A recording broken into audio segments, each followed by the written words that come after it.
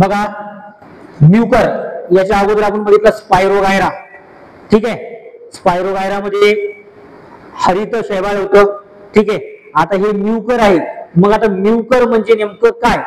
ही एक प्रकारची सूक्ष्म जीवाची काय आहे, बुरशी आहे, ठीक आहे, एवढं लक्षात ठेवा। मग याच्यामध्ये बघा हा कोणत्या गटामध्ये आता मोडतो, तर क्रिप्टोगॅम्स थॅलोफायटा, हे मी तुम्हाला सांगितलं होतं की हे शैवाळमध्ये सुद्धा आहे, शैवाळाला सुद्धा म्हणतात, स्पायरोगायराला सुद्धा म्हणतात। मग हे क्रिप्टोगॅम्स थॅलोफायटा जे आहे याच्यामध्ये कवक वर्गीय वनस्पती आहे। बघा हा जो गट आहे कोणता, क्रिप्टोगॅम्स थॅलोफायटा, ठीक आहे। हा गट कशाचा होता, स्पायरोगायराचा सुद्धा होता। मग या गटात हे म्युकर सुद्धा मोडतो, पण हे कसं आहे, कवक वर्गीय वनस्पती आहे। बघा कवक वर्गीय म्हणजेच एक प्रकारची सूक्ष्म काय आहे, बुरशी आहे, ठीक आहे। मग नंतर ही कशी आहे बघा, मृतोपजीवी म्हणजेच परजीवी कवक म्हणतो आपण त्याला, मृतोपजीवीलाच काय म्हणतो, परजीवी कवक आहे। नंतर आता हे बघा निरअवयवी शरीर, बघा निरअवयवी शरीर, मग यालाच याच्यामध्ये काय म्हणतो, कवक जाल, बघा यालाच काय म्हणतो, कवक जाल।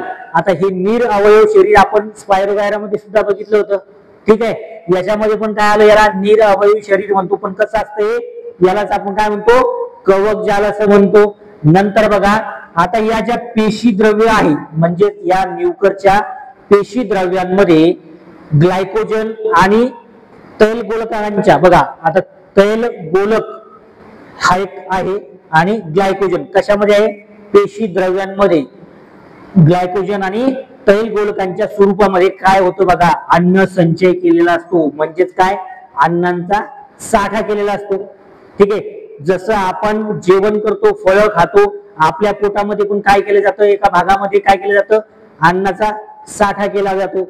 जनावर आहेत, जनावर समजा आता जनावरांनी खाल्लं, कालांतराने काय करतात ते परत ते अन्न साठवतात आणि कालांतराने त्याचं काय करतात, तोंडातल्या तोंडात परत चावतात आणि त्याच्यानंतर त्यांना ते पचन होतं।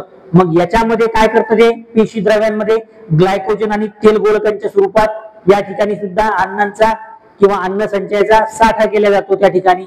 नंतर हरित द्रव्य नसते, आता याच्यामध्ये बघा हरित द्रव्य नसते, स्पायरोगायरामध्ये हरित द्रव्य होतं, थोडक्यात हरित लवक होतं। मग हरित लवक आलं म्हणजेच हरित द्रव्य आलं, ठीक आहे। मग या ठिकाणी हरित द्रव्य नसते, मग हरित लवकाचा या ठिकाणी प्रश्न आला का, नाही। मग हरित द्रव्य नसल्यामुळे काय आहे बघा, त्यामुळे अन्न तयार करता येत नाही। या ठिकाणी तुम्हाला काय सांगितलं, पेशी द्रव्यांच्या स्वरूपात ग्लायकोजन आणि तेल गोलकांच्या स्वरूपात अन्नांचा साठा केलेला असतो किंवा अन्न संचय असतो, ठीक आहे।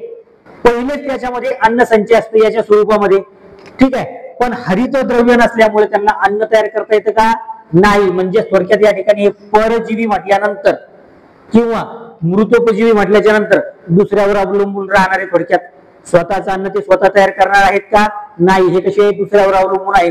जसं आपण दुसऱ्यावर अवलंबून आहे, आपण काय करतो, वनस्पती अन्न तयार करते आणि ते अन्न आपण खातो, ठीक आहे। म्हणजेच आपण पण त्याच्यावर अवलंबून आहे। या ठिकाणी हरित द्रव्य नसल्यामुळे त्यात सुद्धा अन्न तयार केलं जात नाही। नंतर याच्यामध्ये आता दोन प्रजननाच्या पद्धती आहेत, ठीक आहे। स्पायरोगायरामध्ये दोन होत्या, कोणत्या, एक शाकीय होती आणि एक लैंगिक होती। म्युकर मध्ये दोन पद्धती प्रजनाच्या, एक आहे अलैंगिक आणि दुसरी आहे लैंगिक। मग या दोन प्रजनाच्या पद्धती आहे, पण याच्यामध्ये बघा आता ही जी अलैंगिक पद्धत आहे प्रजनाची, याच्यामध्ये दोन तंतू काय करतात, भाग घेतात। बघा काय करतात, दोन तंतू अलैंगिक प्रजनामध्ये भाग घेतात आणि जे लैंगिक प्रजनन आहे ही पद्धत, याच्यामध्ये फक्त एकच तंतू या ठिकाणी भाग घेतो। समजलंय काय सर्वांना? बर,